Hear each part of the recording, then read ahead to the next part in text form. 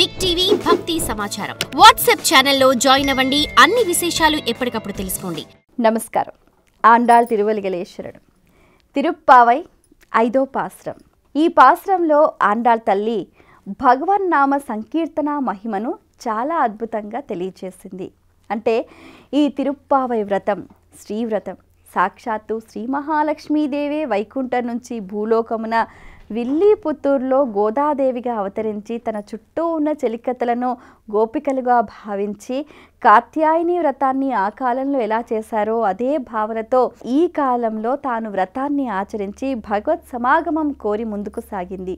అయితే తానేమంటుందంటే ఈ పాసురంలో ఆండాళ్ తల్లి మనం ఏదైతే ఒక శుద్ధ సంకల్పంతో వ్రతం ఆచరించి ఈ ఫలాన్ని పొందుతాము అని ముందుకు సాగుతున్నామో మన పాపాలు ఏవైనా ఆటంకం కలిగిస్తాయేమో అన్న సందేహం మీకు అవసరం లేదు.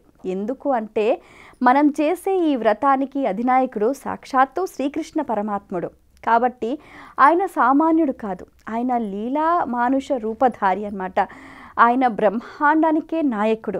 మరి నాయకుడు ఎలా ఉంటే మరి నాయకుడి ఆయన పాలనలో ఉన్న వాళ్ళంతా కూడా ఆయన అనుగ్రహానికి పాత్రలే కదా. సో మన నాయకుడు శ్రీకృష్ణుడు కాబట్టి మనకి ఏ ఆటంకాలు ఉండవు, ఏ ఆపదలు ఉండవు, ఏ పాపాలు కూడా మన దరి చేరవు. కాకుంటే మనం ఆ శ్రీకృష్ణ పరమాత్ముడినే మనసా వాచా కర్మణ కీర్తించాలి. మరి మన నాయకుడు ఎటువంటి వాడు, మన నాయకుడు ఎలా ఉన్నాడు అన్నది కూడా ఆండాళ్ తల్లి చెప్తుందన్నమాట.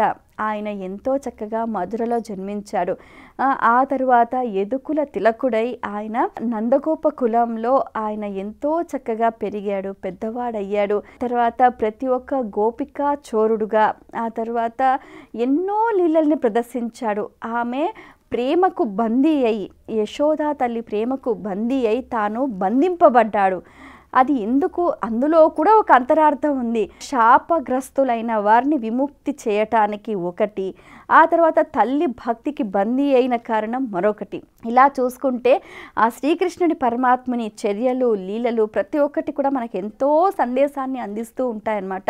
అటువంటి గొప్ప మహానుభావుని గుణగణాలను కీర్తిస్తున్నాము. అతను మన నాయకుడు కాబట్టి మనం ఏదైతే వ్రతం ఆచరించడానికి సంకల్పించామో ఇలాంటి శ్రీకృష్ణుని గుణాలను కీర్తిస్తూ మనం ఎప్పుడైతే ముందుకు సాగిపోతామో మన పాపాలన్నీ కూడా అలాగే మనం ఇంతకుముందు చేసిన పాపాలు ఇప్పుడు చేసిన పాపాలు అంతా కూడా ఎలా ఉంటే పాప రాశి అంతా అగ్నిలో వేసిన దూది వలె భస్మమైపోతాయి.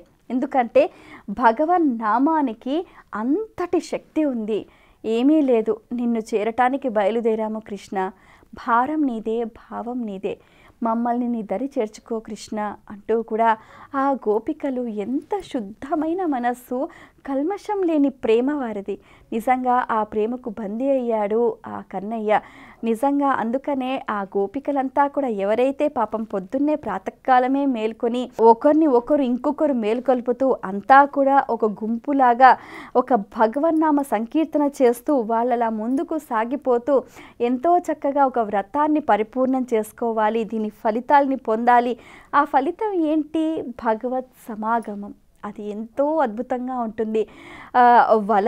వలపింప చేసుకున్న గోదాదేవి నిజంగా ధన్యురాలు. తానొక్కతే ఈ వ్రతం చేసి పరమాత్మలో లీనం కావచ్చు, కానీ తాను అలా చేయలేదు. ఇందులో ఈ తిరుప్పావై వ్రతంలో ముఖ్యమైన విషయం ఏంటంటే ఏది తానొక్కతే పొందాలని ఎక్కడా కూడా తను ముందడుగు వేయాల. తనతో పాటు ఇంకో నలుగురు కూడా ఆ పరమార్థాన్ని పంచుకోవాలి, ఆ అనుభూతిని పొందాలి, ఆ భగవత్ అనుగ్రహం అందరూ పొందాలి అన్న ఒక సంకల్పంతో ఆమె ముందుకు సాగిపోయిందనమాట. అంటే ఈ సమాలోచన ఎంత బాగుంటుంది చూడండి.